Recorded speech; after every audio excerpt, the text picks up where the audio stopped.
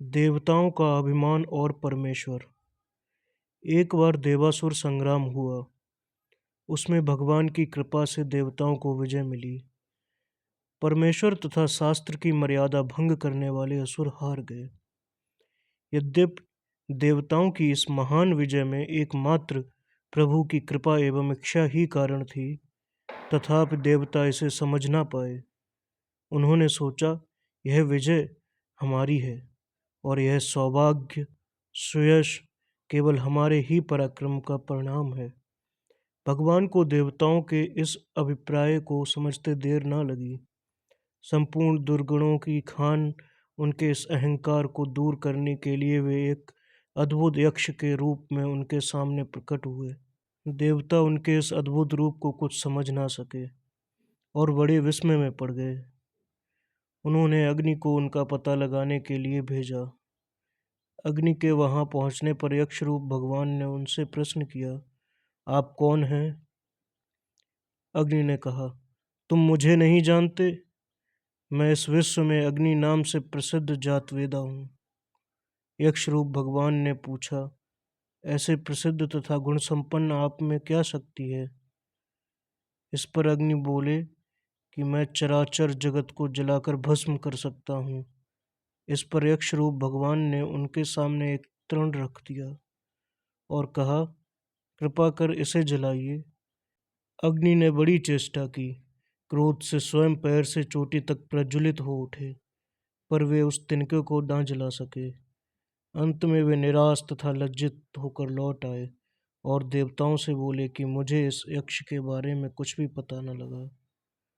तदंतर सबकी सम्मति से वायु उस यक्ष के पास गए और भगवान ने उनसे भी वैसे ही प्रश्न पूछा कि आप कौन हैं तथा आप में क्या शक्ति है।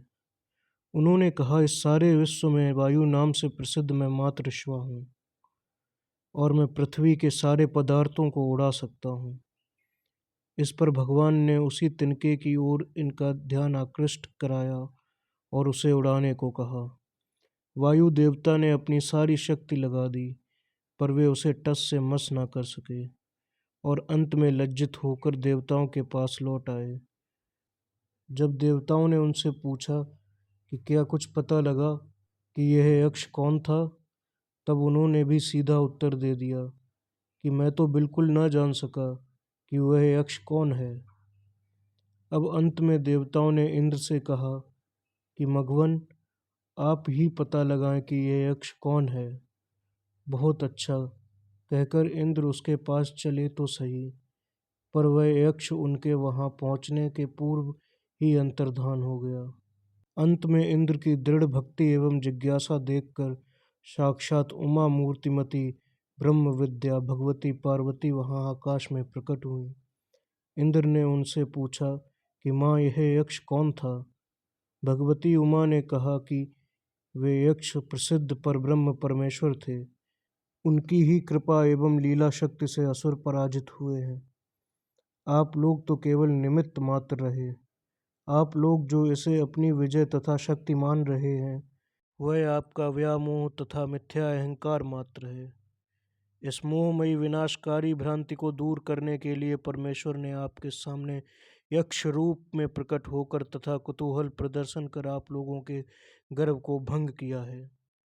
अब आप लोग अच्छी तरह समझ लें कि इस विश्व में जो बड़े बड़े पराक्रमियों का पराक्रम, बलवानों का बल, विद्वानों की विद्या, तपस्वियों का तप, तेजस्वियों का तेज एवं ओजस्वियों का ओज है, वह सब उसी परम लीलामय प्रभु की लीलामय विविध शक्तियों का अल्पांश मात्र है।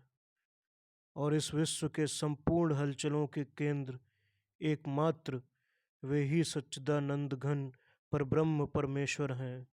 प्राणी का अपनी शक्ति का अहंकार मिथ्या भ्रम मात्र है। भगवती उमा के वचनों से इंद्र की आंखें खुल गईं। उन्हें अपनी भूल पर बड़ी लज्जा आई। उन्होंने लौटकर सभी देवताओं को संपूर्ण रहस्य बतलाकर सुखी किया।